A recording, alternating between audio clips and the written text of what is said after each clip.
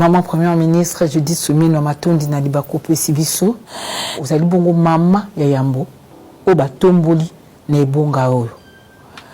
Tangu ozula lozola muka. Est-ce que ozozongoka eloko ya lokumu?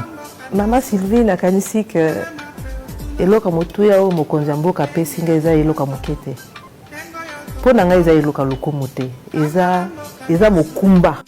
La première ministre Judith Soumino Atuluka est officiellement entrée en fonction le 12 juin 2024. Vous le savez, après investiture de son gouvernement et présentation de son programme d'action à l'Assemblée nationale conformément à la Constitution. Depuis ce jour, la population voudrait savoir comment la chef du gouvernement compte s'y prendre pour matérialiser ce programme d'action chiffré à 92,9 milliards de dollars américains à raison de 18 milliards par an et étalé sur 5 ans. En d'autres termes, quelle est la méthode Souminoa? Quelles sont les actions qui sont déjà réalisées et quelles autres sont en cours d'exécution? Voilà qui motive la tenue de cette interview. Madame, Messieurs, bonsoir et merci de nous suivre. Alors pourquoi vous avez choisi de communiquer en ce moment précis? Parce que je pense que face à l'attente de la population, c'est un devoir de redevabilité. C'est vrai, comme je l'ai dit à maman Sylvie, ce n'est pas un devoir constitutionnel, ce n'est pas une obligation. Nulle part il est écrit qu'au bout de 100 jours, il faut. Mais vu l'attente de mes concitoyens, je me suis dit, bon, je vais quand même parler pour leur dire. Nous avons commencé le travail, ce n'est pas encore fini. Nous n'en sommes qu'à nos débuts. Mais nous pensons que si nous gardons le cap sur lequel nous sommes aujourd'hui, nous allons y arriver. Mais pour ça, nous, le gouvernement, nous allons faire notre part. Mais vous, les citoyens congolais, vous devez aussi nous soutenir. Il faut arrêter avec ces histoires-là, des gens qui font la spéculation, des gens... Regardez, rien que le prix du carburant est baissé, et au matin, on lobby. Pourquoi? Pourquoi on est si négatif?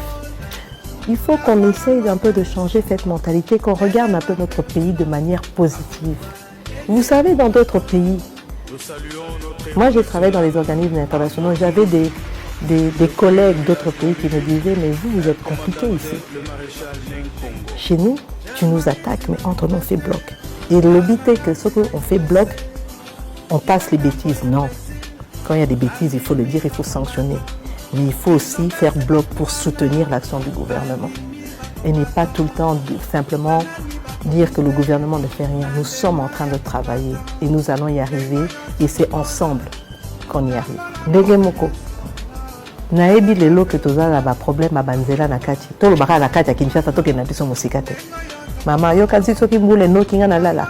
Na ko lala te na zobenga na yeba. Situation eza ndenge nini. Entre temps, na si la PCP mitindo. Na kanisi bomonaki na recevaki awa na yambaki gouverneur ya province ville province à Kinshasa parce que Kinshasa eza ville province mais yango pe biso gouvernement ba institution nyonso tout ozape na kati ya Kinshasa. Na yambaki gouverneur, na yambi ministre en charge de l'infrastructure, ministre d'État, na yambi ba continuer surtout au baza en charge il y a ba infrastructure. Pour nani?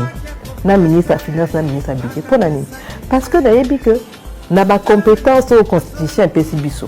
C'est important to tala ningo to kusunga. Gouverneur vacancy alekaki et pas yandeko Thierry Kamboudi alobaki pe gouvernement central lelo tozo aider ville province pona makoki ya kokosala pona kobanda kobungisa nzela tozo bana opesa ye mensuellement pe moi pas tapo akoka pe okala 2 millions. Mais na banzelo bébé aux yeux. Et pourquoi bandélité maman? Aux yeux au commandement même nzela le kumu aux yeux c'est ça les programmes. Même le national numéro 1 Kinshasa Matadi na boyi na boyité. Ezande likambo ya kotia na programme. Ah on a Kinshasa. Soko 5 km nzinga ya Zandu. To sali programme to bana ko attaquer yango ba étude ici salami.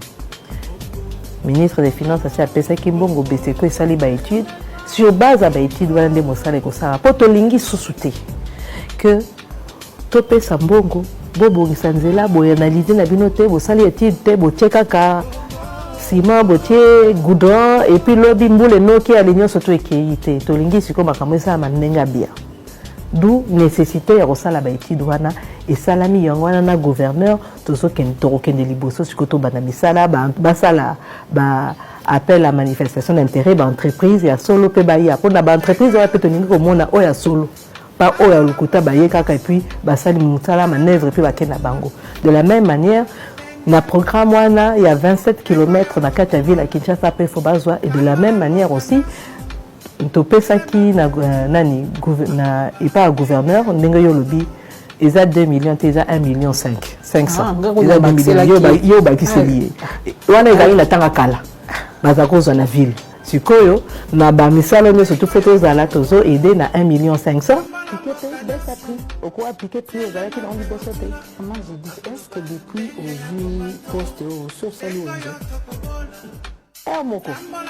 Mais pas que nous na que nous détail ezali kama mukete parce que dans le bic na keka ngamo ngai moko maman je dis na keka boy bato nyonso to bazo welanga moye zate donc na kendeke mais il y a moi ko bomba na popo pena yeba makambo za ndenge soko zori ba bele zone sengo ya komona maman za ka ko makitunga ilo komaka na sachet so ba bobimba le ba koma ko démonter na ba pièce maman Sylvie ba likambo ndenge ça likambo bandi ledo ou bien biso nyonso to kuti yango mbete sikoto zoli na kobundisa donc ozwaki bokondo yebaki te nayebaki kopesa baresultat kasi nayebi yango wana nde tozosalela mosala mpo baresultat ezala nalingi lelo piedi lokola 1 kilo eza na 8000 francs ekita mwa moke motu oyo akoimporte piedi oyo ekoya mikolo oyo clair akozwa camion grève mpe ya bacamionnaire esili te boyokaki sango mongo ya ciment mais quand c'était prêt à ciment peut faire quitter parce que grève à bacamionnaire est civil yo quoi expliquer na ndenge nini bacamionnaire ba décider ba ça la grève yo dans la stock dans la ciment na Kinshasa au makisi prix pour l'année grève on a impacté au point de vue ce n'est pas de la spéculation il y a du savoir biso pe ba congolais to milinga na entre biso pourquoi to linga kaka yo za individu yo gagner plus que baninga tika baninga mieux na passe c'est ça aussi la responsabilité au biso to zolo ka ya baninga tsoko ngona mais responsabilité première est à biso gouvernement ya wana lobby ne kisiko surtout biloko outil d'accord coût à transport donc plus de oyo koya mikolo et cause à la société 1 kilo 8000 francs de zalaki il faut quitter tu vas d'accord et le connaît toujours le cas yango maman je dis le lot ne faisait priorité mais que ce que je définir gouvernement na onde ni faut que le camarade va warrior mais que ya lelo ce qui vous a banani comme ce que sunga bana mboka pe baeba ce qui est ça au témarque nini mais tout là secteur le transport naufrage et ça le passe. Et comme il y a moins Oui. Je voudrais que l'on soit plus concret parce que les chapelets de bonnes intentions et tous ces projets pompeux pour la population, on les a entendus même de la bouche de vos prédécesseurs.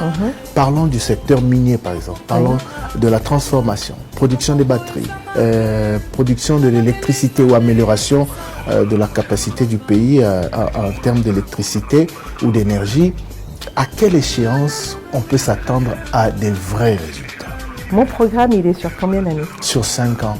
Donc, c'est un processus. Oui, parce que je sais pourquoi je pose cette question. La production des batteries et la transformation de certains produits miniers, ce n'est pas pour sitôt, parce qu'on n'a même pas d'infrastructure de base.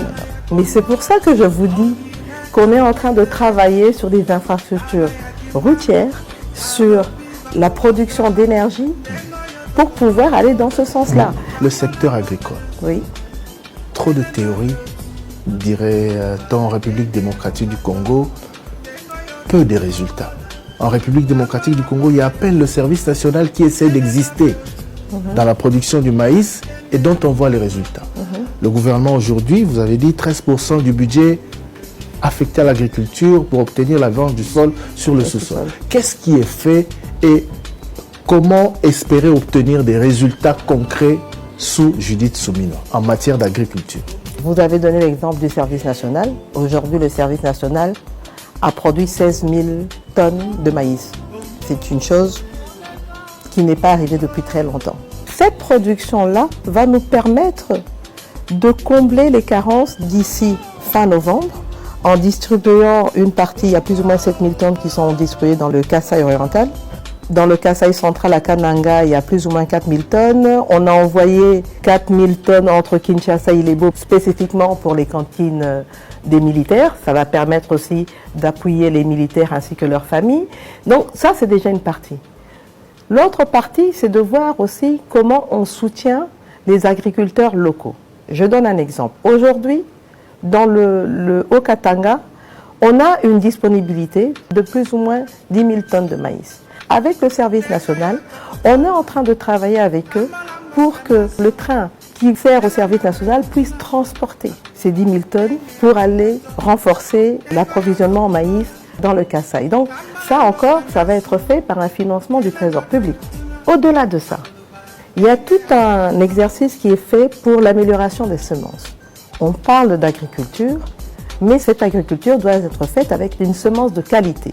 Il y a un travail qui a été fait, je donne juste un exemple aujourd'hui, notamment avec les financements qu'on a injectés au niveau de l'ITA par exemple, où nous avons pu les appuyer à développer une amélioration de la semence et une fois que cela pourra être produit à plus grande échelle et distribué, nous pourrons aller vers des semences de qualité au niveau du maïs, au niveau du manioc, ainsi de suite. Ce programme-là qui a aujourd'hui reçu plus de 40 millions de dollars, on est en train de former des jeunes dans l'agro-business pour pouvoir justement, une fois que ces jeunes sont formés, c'est une ressource qui va permettre aussi d'être perpétuée au-delà. Donc c'est un peu un système qu'on est en train de mettre qui va permettre, aujourd'hui on forme peut-être un petit nombre, mais ce petit nombre va pouvoir former d'autres et ça va se dupliquer. Donc c'est vrai qu'on est loin du compte, mais on a démarré et on va continuer. Le bilan nayokaki incendie et salami awa nayoki pasi parce que nayebi que bato batekaka na bazandu bango nde basoutenaka économie na biso. C'est vrai, baza na informel tozotala ndenge tokobimisa bango na informel tobongisa, mais pour le moment baza bato moko basoutenaka pe économie na biso. Donc mpo na ngai ezalaki important naya kotala badégâts nakoti kuna na pavillon 5 pratiquement biloko nyonso to eziki, il y a au moins plus de 100, pratiquement 100 tables, si pas plus, biloko nyonso eziki, mosusu babombisa biloko na kati, tout est perdu. Donc pour nanga ezaki important natala badégâts nini, mais plus encore, le plus important, ndenge batu tokosunga bango. Heureusement, nous n'avons pas eu de perte en vie humaine. Mais na ndenge eza boye po na robongisa, il faut que na ordre. Na sengi bango, ba représentant ba détaillant, ba ya lobby na bureau. Ba représentant oya ba grossiste bango nyonso tout bakoya na ba doléance na bango en faisant une liste bato yo bazikisi biloko ba numéro de téléphone na bango ba komo na bango na biloko yo baza koteka na pavillon esika bazalaki po tokoka ko contrôler bakoya administrateur pe ya marché à kozala gouverneur à ville à Rosala, bourgmestre à Rosala, minaye na ministre à santé parce que l'engeza awa tozana ba problème sanitaire et bandit to biso nyonso toyoki makambo ya mpox eza pe important na milieu au total ndenge to sensibiliser batu po to kokape ko combattre maladie wana biso nyonso to lobi to kutana na bureau nanga na primature po to solo la toye bandenge to ko sunga baninga na biso ya marché ya liberté oyo biloko eziki. Mais il faut tout ça là on a un ordre. Pour ça tout ce qui est désordre, moyen to sunga bango ekozala te. Donc yango na lobby bango moko ba ponana. Solution peut to kozwa to la solution à court terme o na ndenga lelo, to dit que lobby rentrée scolaire ezale to ko sunga bango. Ba problème ezay belé na mboka. Ezakaka awate, mais tozo solo la ndenga na na bureau chaque ministre azo sala musala na ye, nga nazo coordonner poto yeba ndenge to ko sunga population mobimba. Mais awa ndenge likama esalami il faut peut-être totalela bango kaka ndenge nakende kotala bato na Sud Kivu nakende kotala bato na Goma awa pe il est important pe ana Kinshasa totala tozo banoccuper ba problème ya Kinshasa assainissement en ville bomoni ndenge gouverneur asi abandi musala na ye mais na cas oyo esalami rentrée de classe eza lobby tokokotala kaka boye te faut tozwela bango solution.